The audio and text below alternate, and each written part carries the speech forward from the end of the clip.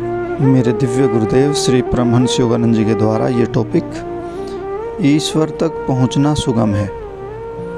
यह topic self realisation fellowship मंदिर एंसिनिटास California 22 दिसंबर 1940 में दिया गया था। ईश्वर तक पहुंचना सुगम है उनके बारे में बातें करने से और धर्म शास्त्रों में लिखे उनके शब्दों को सुनने से, उनका चिंतन करने से, ध्यान में उनकी विद्यमानता अनुभव करने से आप देखेंगे कि धीरे धीरे जो अवास्तविक है अर्थात ईश्वर, वह वास्तविक बन जाता है और यह संसार जिसे आप वास्तविक समझते हैं वह अवास्तविक दिखाई देने लगेगा। ऐसी अनुभूति के समान और कोई आनंद है ही नहीं। ईश्वर का आनंद असीम है, निरंतर है और नित्य नवीन नया है। जब आप उस चेतना में होते हैं तो आपका शरीर, मन और कुछ भी आपको अशांत नहीं कर सकता। ऐसी है ईश्वर की कृपा और महिमा। जो कुछ भी आप समझ नहीं पाए, जो कुछ भी आप जानना चाहते हैं, वह सब वे आपको स्पष्ट कर देंगे। अब बहुत अधिक जानने का प्रयास करने का कोई लाभ नहीं है। प्रकृति की पुस्तक में जो लिखा है वह सब सीखने के लिए आपको कितने जन्म लेने पड़ेंगे? लाखों जन्म भी पर्याप्त नहीं होंगे। तो फिर क्यों परेशान हो? प्रत्येक वस्तु को आप ईश्वर में पालेंगे और जान लेंगे। भारत के संतों ने सदा कहा है, सर्वप्रथम उन्हें जानो, फिर जो कुछ भी आप जानने की इच्छा करेंगे वे आपके समक्ष प्रकट कर देंगे। यह सब उनका साम्राज्य है, यह उनका ही ज्ञान है। जैसे जैसे जीवन बीतता है इसकी भ्रांतियाँ समाप्त होती जाती हैं और आप जान जाते हैं कि इसका उद्देश्य क्या है। जब बचपन और युवावस्था की भ्रांतियाँ समाप्त हो जाती हैं तो बाकी क्या बचता है? केवल दिव्य चेतना में हम इस द्वार परमहंस योगानंद जी अपने भ्रूमध्य के स्पर्श करके कुटस्थ केंद्र, जो कि आध्यात्मिक नेत्र का स्थान है, को दिखाते हैं। इस द्वार यानी कि कुटस्थ केंद्र के पीछे विशुद्ध आनंद को प्राप्त कर सकते हैं। मैं इस संसार को अपने जीवन से दूर रखता हूँ क्योंकि यह भ्रामक प्रभाव डालता है जो महत्वहीन वस्तुओं को महत्वपूर्ण लगने वाली बना देता है। हम सब केवल ढोंगियों के प्रदेश में रहते हैं और ऊपरी सफ़ेद पोशी बनाए रखने का यत्न करते हैं। फिर भी केवल ईश्वर की चेतना में रहकर ही हम प्रसन्न रह सकते हैं। प्रयास करके देखें। ईश्वर आपको अपने साम्राज्य में लाने के इच्छुक हैं क्योंकि उन्हें भी किसी वस्तु की तड़फ है और वह है आप उन्हें स्वेच्छा से खोजें और सदा उनका स्मरण करते रहें।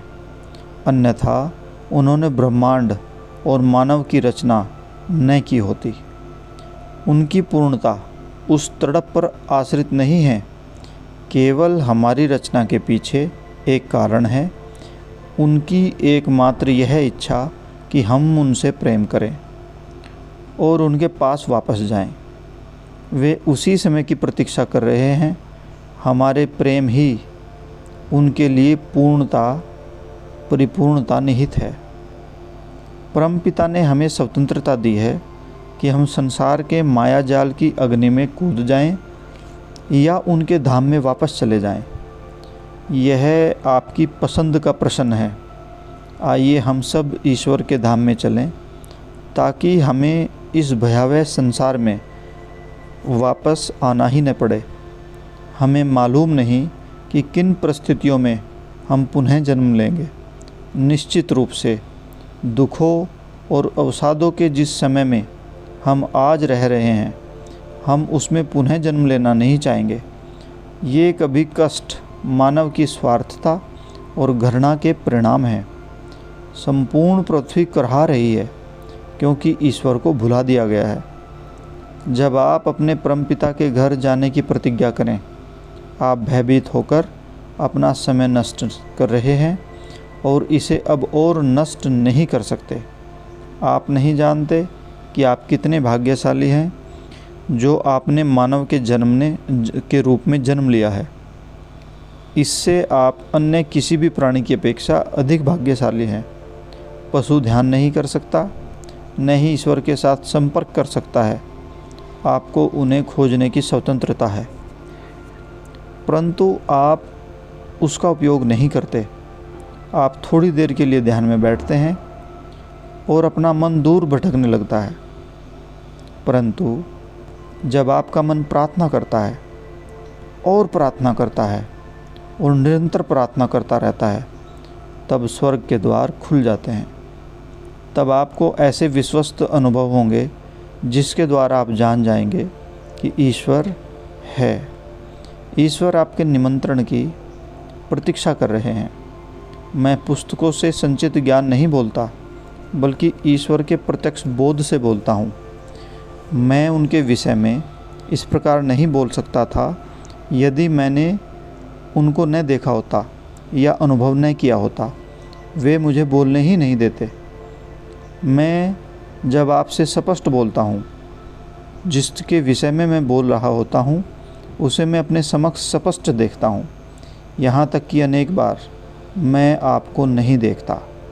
मैं आपको कुछ भी नहीं बता पाता यदि मैं ईश्वर को न जानता होता, परंतु मैं आपको यह बताने के लिए आया हूँ कि जिस सुख को आप कामुकता में, धन में, शराब में, प्रेम में और यश में खोज रहे हैं, वह आनंद स्वयं आपके भीतर है।